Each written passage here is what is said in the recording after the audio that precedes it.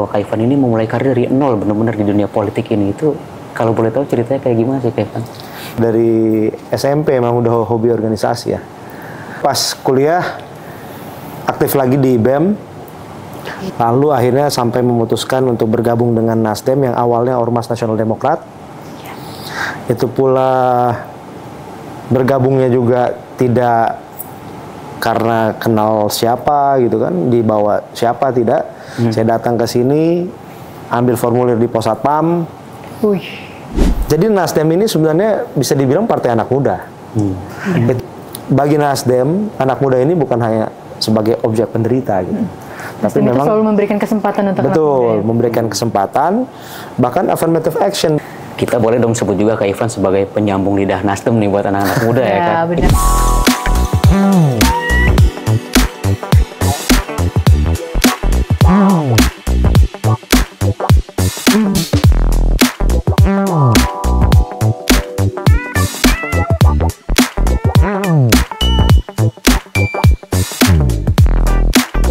Kak Ivan, selamat datang di Cerita Politisi. Siap. Kali ini spesial nih, karena ada 2 W nih Kak Ivan. Apa tuh? Ada Wahyu dan Wulan. Akhirnya kita bareng ya Kak? Makanya. Nah Kak Ivan, ngobrol-ngobrol soal perkembangan hari ini lagi sibuk apa nih Kak Ivan? Lagi sibuk, ya sibuk berpartai, sibuk macam-macam. Karena tadi Kakak Wulan bisik-bisik kan Kak Wulan ya, Kak Ivan kan sibuk banget nih posisinya ketua bidang hubungan saya dan Partai Nasdem ya kan gitu. Pasti Dan aktivitasnya juga sebagai wakil ketua umum DPP Garda Pemuda Nasdem. Itu kalau boleh tahu Kak Ivan kan ke belakangan ini banyak kabar bahwa Kak Ivan ini memulai karir dari nol benar-benar di dunia politik ini. Itu kalau boleh tahu ceritanya kayak gimana sih Kak Ivan? Di Nasdem apa semua? Kalau semua sih memang mungkin sebelum Nasdem ini berdiri, Ya memang dari dulu ya, dari SMP emang udah hobi organisasi ya. Saya itu SMP ketua OSIS sempat. Mantap. Mantap banget. SMA agak nakal dikit, jadi tetap organisasi tapi ya agak nakal dikit, jadi nggak terlalu aktif. Baru pas kuliah aktif lagi di BEM, BEM fakultas dan BEM universitas. Lalu aktif juga di organisasi luar kampus, karena saya ngambil hukum, fakultas hukum, jadi sempat terlibat juga di Perhimpunan Mahasiswa Hukum Indonesia, KNPI juga, dan masih banyak lagi organisasi yang lain. Itu universitas apa Kak? Universitas Tarumanagara. Lalu dari situ baru mengenal politik pertama di partai yang lama. Itu warnanya apa tuh? Warnanya merah. Warnanya merah. Tahu gak warnanya merah? Jadi sempat terlibat dulu di situ. Lalu akhirnya sampai memutuskan untuk bergabung dengan Nasdem yang awalnya Ormas Nasional Demokrat. Itu pula bergabungnya juga tidak karena kenal siapa gitu kan, dibawa siapa tidak. Saya datang ke sini, ambil formulir di Possatpam, isi formulir, sampai akhirnya mengembalikan formulir, menunggu panggilan yang tak kunjung tiba pada saat itu. Sampai akhirnya masih Ormas ya Kak? Masih Ormas Nasional Demokrat. Sampai akhirnya ada pembentukan Ormas Nasional Demokrat kepengurusan DKI Jakarta. Nah di situ baru saya diajak untuk bergabung, dan mulai saat itu saya mulai aktif di Ormas sampai akhirnya terbentuklah Partai Nasdem. Wis, panjang sekali ya. Kalau sekarang dari teman ke teman bisa masuk kan gampang. Kalau dulu kan ya masih baru juga, apalagi background politik saya waktu itu karena mayoritas yang ikut di Nasional Demokrat kan backgroundnya kuning dulu kan. Saya agak berbeda, jadi mau masuk pun jalurnya juga masih bingung pada saat itu kan. Jadi benar-benar pakai formulir lah. Tapi ya Kak Ivan, sebelum Kak Ivan jadi politisi nih, apa sih cita-citanya Kak Ivan dulu sebelum sekarang kan jadi politisi muda nih? Kalau cita-cita awalnya hobi berorganisasi, terus juga karena kenapa? Karena dari organisasi ini kita banyak belajar dan juga memiliki banyak networking, banyak jaringan, sehingga saya tertarik untuk berorganisasi. Tapi kenapa saya ingin bergabung untuk masuk ke partai politik? Ya bagi saya politik itu adalah ilmu dan seni. Jadi dengan berpolitik kita tentunya belajar banyak ilmu ya. Karena banyak sekali kita harus bukan hanya membaca tapi mendengar dan langsung berpraktek langsung di lapangan gitu, berinteraksi langsung dengan masyarakat. Dan kalau seni, kenapa berpolitik itu banyak yang kita bisa pelajari, itu seni memimpin, seni berdiplomasi, seni bahkan kalau berkomunikasi gitu ya Kak Ivan ya. Ya, itu bagian sosialisasi. Ya. Jadi menurut saya berpolitik itu adalah ilmu dan seni. Nah, ketika nanti berpartai politik itu kita udah masuk ke dalam politik praktis. Nah, saya sempat mengatakan bahwa berpolitik itu ya dengan kita menolak ajakan kawan tanpa menyakiti hatinya saja, itu adalah bagian dari berpolitik gitu. Bagian dari seni kita berkomunikasi, seni kita bagaimana menolak tapi dengan tanpa menyakiti perasaan kawan kita begitu. Kalau yang mempengaruhi Kak Ivan sendiri itu banyak pengaruh tokoh-tokoh besar mungkin itu dalam dunia politik. Siapa Kak Ivan? Kalau tokoh luar saya sangat mengagumi Abraham Lincoln. Saya mengagumi Churchill. Saya juga mengagumi Nelson Mandela. Ada juga banyak sebenarnya, ada Gandhi dan juga Martin Luther King Jr. dan masih banyak lagi. Kalau di Indonesia jadi sendiri itu adalah inspirasinya Kak Irfan. Iya. Tapi pasti di Indonesia Masuk juga banyak tuh politik kawan. itu inspirasinya mereka ya. Itu saya mengagumi ketokohan mereka, figur mereka.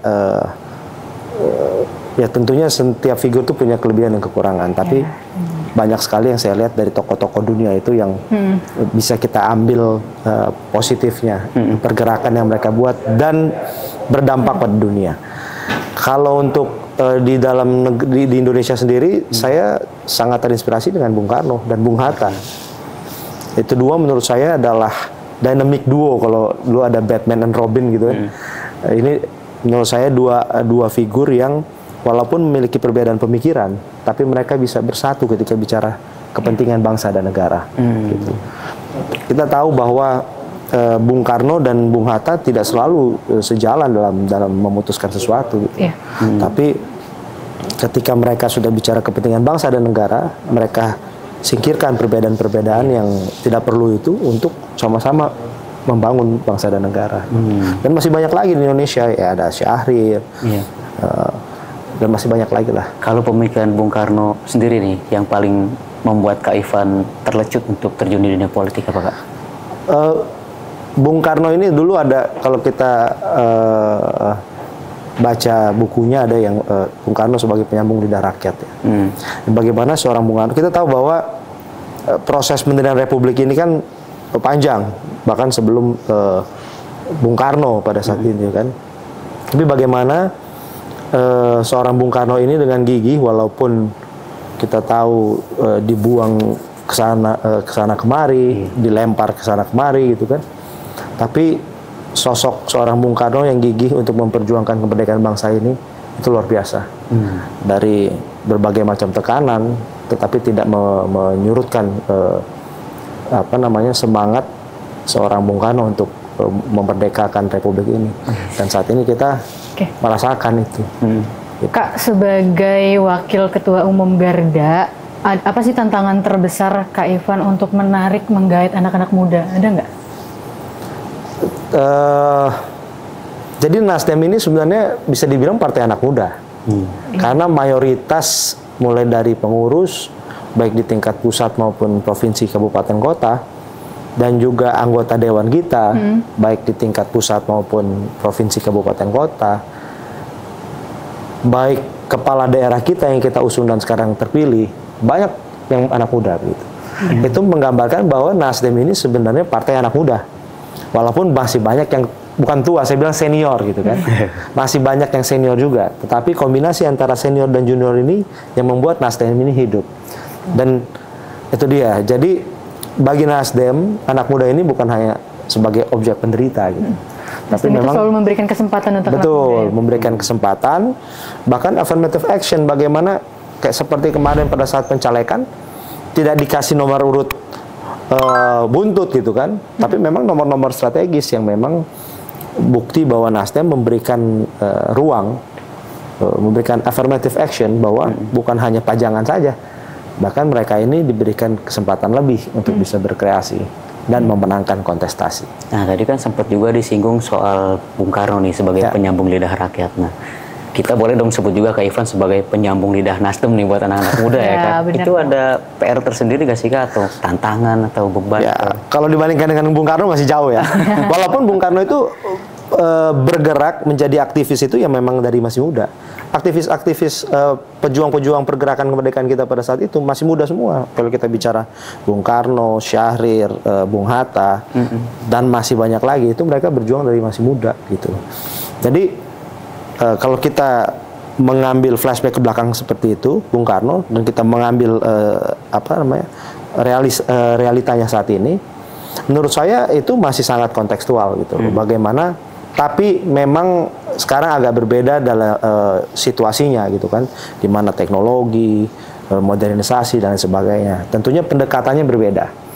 Bagaimana saat ini kita harus bisa berkomunikasi yang mudah bukan hanya dimengerti tapi masuk ke anak-anak muda saat ini gitu loh. Karena anak muda saat ini banyak juga yang tidak sedikit lah yang antipati terhadap politik. Karena kita tahu politik itu bagi sebagian orang sangat identik dengan yang namanya sikut menyikut, saling menjatuhkan gitu loh, kotor, korupsi dan lain sebagainya. Nah, itulah image yang harus kita rubah gitu loh.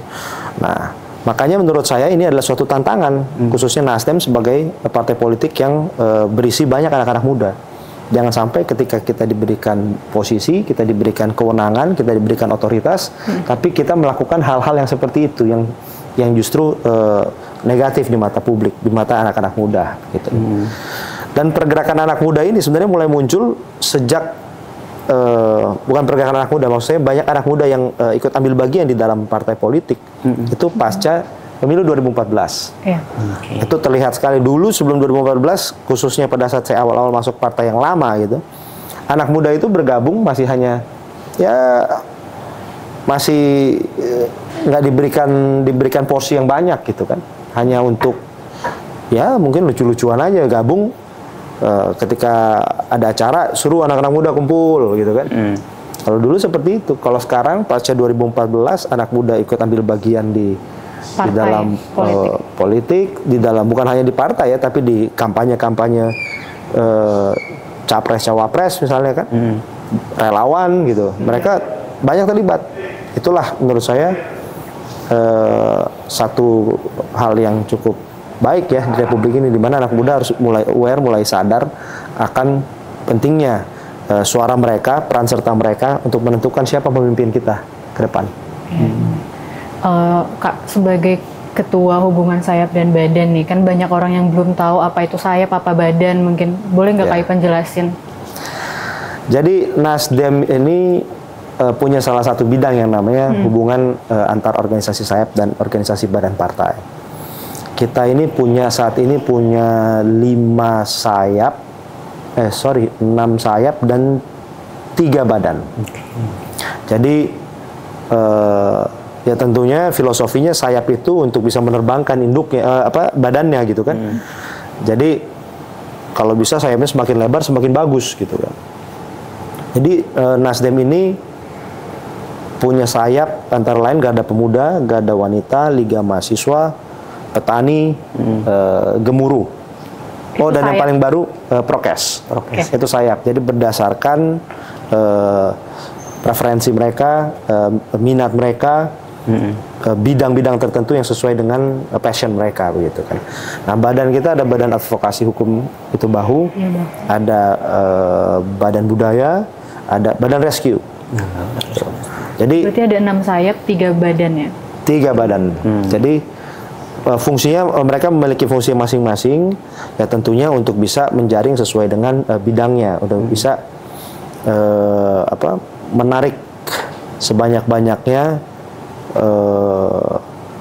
masyarakat ya yang ingin bergabung ke Nasdem sesuai dengan passionnya, bidangnya masing-masing. Anak muda di Garda Pemuda, mahasiswa di Liga Mahasiswa, ada juga yang ingin. Sekarang baru ada prokes itu profesi kesehatan, di mana banyak juga tenaga-tenaga kesehatan di situ yang ingin bergabung, silahkan bergabung.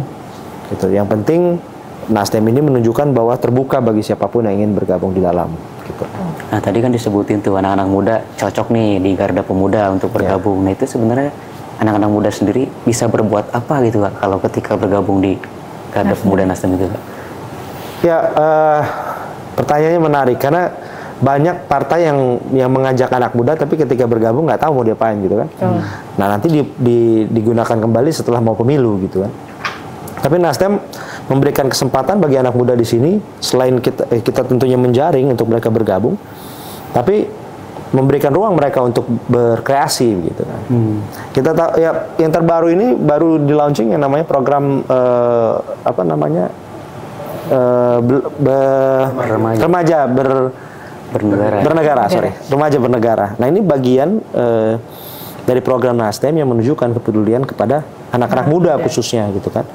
Bagaimana mereka diberikan menambah wawasan untuk mereka terkait dengan proses bernegara, di mana mereka ikut ambil bagian, menjadi bagian daripada parlemen, misalnya menjadi bagian dalam pengambilan keputusan di eksekutif. Itu adalah program yang menurut saya sangat bermanfaat bagi mereka karena mereka bisa berpraktek secara langsung dan belajar secara langsung dari orang-orang tokoh-tokoh yang memang memiliki pengalaman dan pernah duduk di posisi-posisi baik legislatif maupun eksekutif. Sehingga itu bagian yang menurut saya menjadi pengalaman yang berharga buat mereka ketika nanti mereka suatu saat ingin duduk di eksekutif ataupun di legislatif. Dan masih banyak lagi seperti Nasdem memiliki Akademi Bela Negara. Nah dulu waktu itu dibentuk memang itu adalah salah satu visi daripada Ketua Umum Nasdem Pak Surya, yang memang ketika kita mau memberikan satu pengkaderan gitu lah, ingin mengkader anak-anak muda, bukan hanya sebatas ide dan gagasan saja, tetapi harus diaplikasikan melalui Akademi Bela Negara itu. Jadi kebanyakan kan politisi itu hanya menggagas, wah kita perlu sekolah kader, kita perlu membangun mental maupun intelektual kepada anak-anak muda. Tapi setelah itu ya sebatas di ide dan gagasan, mengaplikasikannya itu, membuat sekolahnya itu tidak mudah gitu kan. Karena selain juga kurikulumnya harus jelas, tenaga pengajarnya juga harus yang capable. Ya menurut saya ide dan gagasan itu bisa diaplikasikan oleh seorang Surya Paloh. Di mana Akademi Bela Negara itu bukan hanya memberikan pelajaran bagi mengkader kepada kader-kader Nasdem, tapi mengundang anak-anak muda di luar Nasdem untuk ambil bagian di dalam pelatihan-pelatihan yang diadakan oleh Akademi Bela Negara. Bahkan itu udah banyak sekali kan lulusan ABN itu kan yang sekarang ini menjadi legislatif di daerah atau di provinsi, di RI, bahkan kepala-kepala daerah Kak Ivan katanya gitu. Betul sekali. Dan itu salah satu menariknya Kak Ulan. Apa? Nasdem ini salah satu partai yang nggak egois. Makanya ABN itu Akademi Bela Negara. Kalau egois dia Akademi Bela Nasdem gitu. Ngomong-ngomong pemilu nih, Kak Ivan ini pernah jadi tim sukses dua tokoh yang besar gitu, Pak Ahok dan Kakak Saroni. Ada pengalaman yang paling berkesan nggak sih Kak? Jadi saya beberapa kali terlibat di relawan juga sebenarnya, baik di Pilpres maupun Pilkada DKI Jakarta pada saat itu. Saya dulu pernah sebagai 2014 waktu itu sekjen di Kawan Jokowi, waktu itu ketika mendukung Pak Jokowi di periode yang pertama.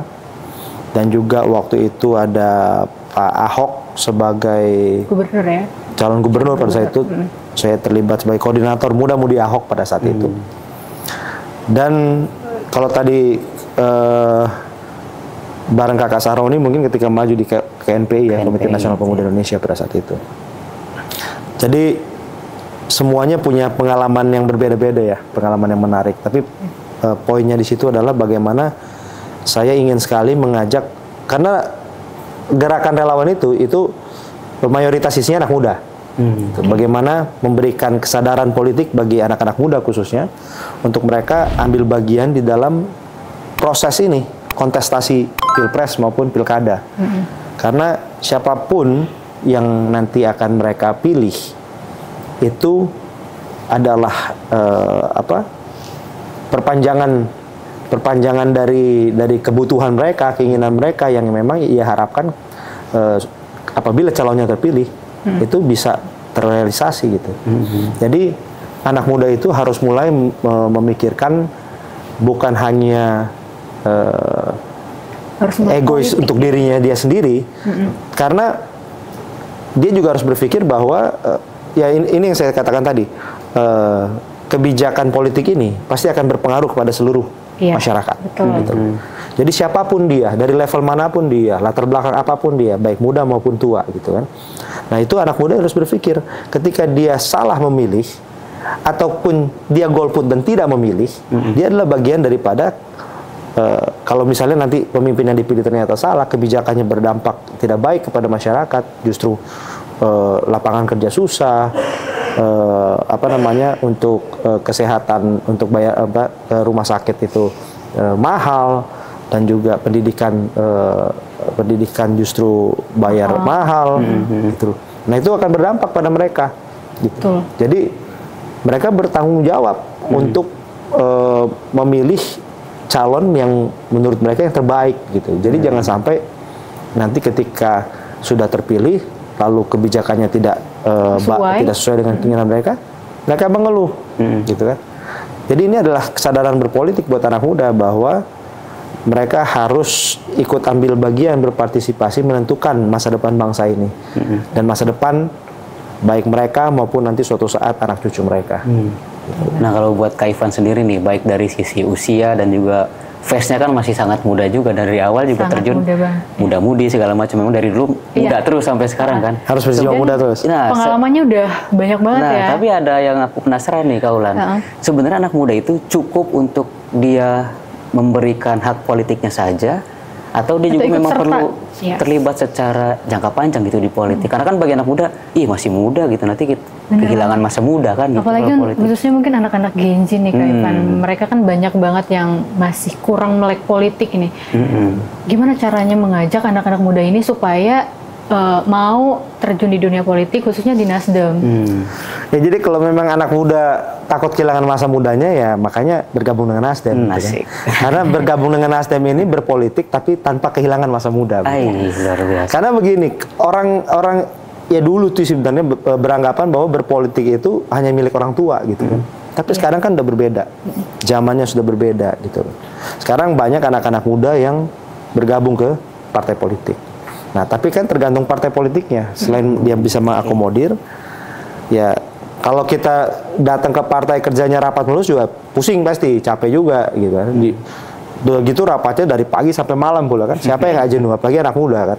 Nah, sekarang bagaimana partai politik itu harus bisa benar-benar itu dia yang saya katakan tadi, memberikan ruang gerak. Jadi anak muda bisa lebih berkreasi gitu, kreatif melalui program-programnya. Jadi nggak hanya untuk datang ke sini kerjanya rapat dulu gitu kan. Nah, itu ada di Nasdem. Jadi Nasdem juga banyak kegiatan-kegiatan yang berhubungan dengan seni, dengan budaya, dengan ya passionnya mereka, olahraga dan sebagainya. Jadi ketika dia masuk ke partai, mereka ngerasa bahwa wah, gue ini pas loh hobinya gitu loh. Wah, ini anak-anak di sini di Nasdem ini mengakomodir sesuai dengan minat saya loh. Saya suka misalnya di seni-seni tertentu, misalnya seni budaya ataupun di olahraga tertentu. Wah, ini ada 5K nih, lari atau 10K nih gitu kan, atau wah bersepeda bersama nih bersama dengan Nasdem. Nah, itu mereka ngerasa terakomodir. Atau ini ada festival band nih anak-anak muda gitu kan. Jadi Nasdem memberikan itu, dan kita juga ya khususnya juga yang memang anak-anak muda yang hobi baca, kan Nasdem sendiri kita punya perpustakaan di sini, di mana ya mungkin tidak banyak partai politik yang memiliki perpustakaan seperti Nasdem yang juga banyak sekali referensi buku di dalamnya begitu kan. Dan juga kita juga punya tempat tongkrongan di sini. Di sini ada ruangan seperti mezanin, di atas juga ada cafe apa? Sky Garden gitu.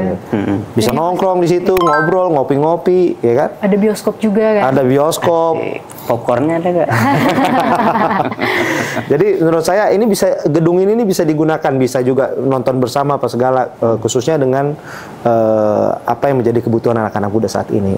Jadi kantor Nasdem sangat terbuka buat anak-anak muda untuk berkreasi. Gitu. Ini Kak, kalau misalkan nih ada yang mau masuk Nasdem ya, di sini kan ada 6 sayap sama 3 badan. Gimana caranya mereka kalau misalkan mau masuk, kayak tujuannya kemana nih, ke sayap mana itu atau gimana? Jadi Nasdem ini setiap sayap itu punya sekretariat masing-masing.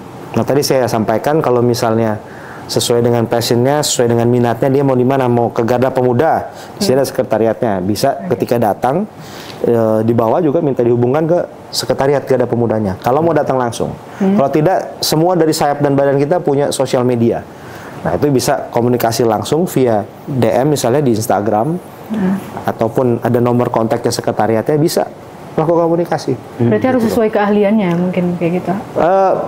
Sesuai minat. Sesuai minatnya, sesuai minatnya, sesuai passionnya. Mereka mau misalnya, wah masih mahasiswa nih, pengen punya network, khususnya anak-anak mahasiswa juga lintas perguruan tinggi, mau bergabung ya silakan bergabung. Kalau yang mau bergabung karena dia peduli dengan isu buruh, dia mau bergabung dengan gemuruh, silakan datangi ke kantor sini untuk dihubungkan dengan sekretariatnya di atas. Nah, bisa bertemu langsung dengan kepala sekretariat dari masing-masing sayap dan badan. Satu lagi, Kak Ivan kan aktif banget di media sosial nih Kak. Seberapa penting sih media sosial untuk orang politik? Menurut saya sekarang eranya ini adalah era keterbukaan, era yang modern, era sosial media. Jadi menurut saya siapapun politisinya itu harus bisa menguasai itu gitu. Tidak boleh jauh dari yang namanya sosial media, karena itu sosial media itu kita bisa masyarakat bisa melihat aktivitas kita, juga apa yang isu-isu yang kita bawa, apa yang ingin kita sampaikan ke masyarakat itu melalui sosial media. Jadi masyarakat bisa lebih mengenal kita. Karena kalau masyarakat nggak mengenal kita, bagaimana dia bisa, misalnya yang mau maju sebagai anggota dewan itu, bagaimana mereka bisa tahu gitu kan? Tahu tentang latar belakangnya, tahu tentang aktivitasnya, apa yang dia perjuangkan gitu. Nah, sosial media itu adalah media lah yang membantu kita untuk memperkenalkan siapa sih sebenarnya kita. Sehingga siapapun politisi saat ini, khususnya anak muda, nggak boleh jauh dari yang namanya sosial media. Pergunakan sebaik-baiknya, tapi harus bertanggung jawab juga. Jangan mempergunakan sosial media itu untuk hal-hal yang negatif gitu. Jadi untuk bisa mengkampanyekan lah dirinya, mensosialisasikan dirinya, hal-hal positif apa yang sudah dia lakukan, apa yang dia perjuangkan melalui sosial media. Branding diri sendiri. Membranding gitu ya. biasa. Sebagai penutup dong, Kak Ivan. Tapi yang lucu-lucu juga boleh sosial media itu, jadi jangan terlalu kaku-kaku juga. Jangan hanya bicara politik dulu. Kadang-kadang ya yang receh-receh juga penting lah. Iya, kan kita juga sering lihat Kak Ivan olahraga di sosmednya kan, segala macam kan, tetap vacation segala macam. Nih Kak Ivan sebagai penutup, barangkali dari pengalaman ini bisa semakin banyak nih anak muda yang menyaksikan tayangan ini ikut gabung ke Nasdem. Pengalaman paling gokil Kak Ivan selama ada di Nasdem mungkin gitu. Di Nasdem pengalaman yang paling luar biasa menurut saya ketika saya bergabung juga ya, ketika saya bergabung dengan Nasdem. Karena ya itu waktu itu saya nggak ada jaringan, nggak ada link ke sini tuh melalui siapa. Kalau sekarang enak, saya punya teman bawa udah tinggal bisa masuk, udah tinggal bisa ikut. Itu melalui formulir gitu. Jadi memang pada saat itu berdasarkan ketertarikan saya karena melihat pergerakan dilakukan oleh Ormas Nasional Demokrat pada saat itu. Jadi Ormas Nasional Demokrat, kita tahu waktu itu ide dan gagasan dari seorang Surya Paloh terkait dengan yang namanya restorasi Indonesia itu, melalui forum-forum diskusi, seminar, simposium, dan juga berisi berbagai macam tokoh dari latar belakang yang berbeda.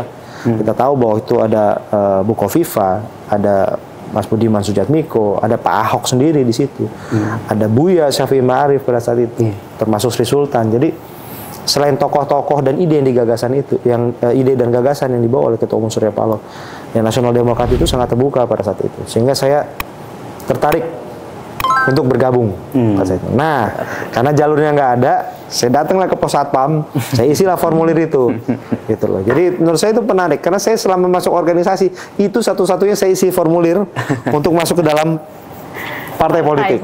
Karena sekarang orang udahlah ngapain sih capek-capek isi formulir itu segala kan? Ya. Gitu loh. Dan kita Kalau ada mau punya kejutan. pengalaman unik Kita ada ya? kejutan kok, Ulan. Kita datengin satpam yang waktu itu Kak Ivan temuin. Oh ya? Emang ada? Enggak ada. Saya pun sudah lupa. Ya kalau mau punya pengalaman unik tuh ya kita harus ke partai dulu ya, begitu ya Kak Ivan ya? Sebenarnya nggak harus ke partai juga. Maksudnya pengalaman unik itu kan karena masuknya itu apa ya? Tidak, kalau sekarang kan semua punya ada yang jalur VIP lah, ada yang jalur mana lah, dia bisa langsung masuk gitu kan. Privilege katanya. Privilege lah, ada Bahkan ada privilege. yang jalannya muter-muter dulu. Iya, muter-muter dulu lah. Kalau dulu kita mau, misalnya kita suka, kita mengagumi tokoh politik ini. Kita mau dekat, jangankan boro-boro dekat, mau untuk komunikasi sama dia aja, itu layernya banyak sekali gitu loh. Udah berlapis-lapis gitu. Nah, kalau sekarang enggak, sekarang bisa lebih mudah. Kita DM aja udah bisa oh ya udah datang ke sini gitu loh. Kalau dulu mau cari nomor WhatsApp aja susahnya bukan main kan. Betul. Gitu loh. Karena sekarang dengan teknologi, dengan sosial media, orang bisa DM aja dengan orangnya. Ya udah datang ke sini sekarang. Nah, dulu kan nggak ada. Iya. Karena bagaimana saya datang ke sini ngambil formulir, waktu itu mau ketemu dengan Bu Mutia Hafid, waktu itu adalah ketua bidang pemuda di apa? Ormas Nasional Demokrat. Itu pun katanya, "Oh, masih di DPR apa segala, nanti balik lagi." Ya udah. Kita cabut. Akhirnya saya ketemu waktu itu Bang Melki Bang Melki Lakalena. Nah, sekarang Gubernur NTT terpilih. Nah, dulu juga di sini.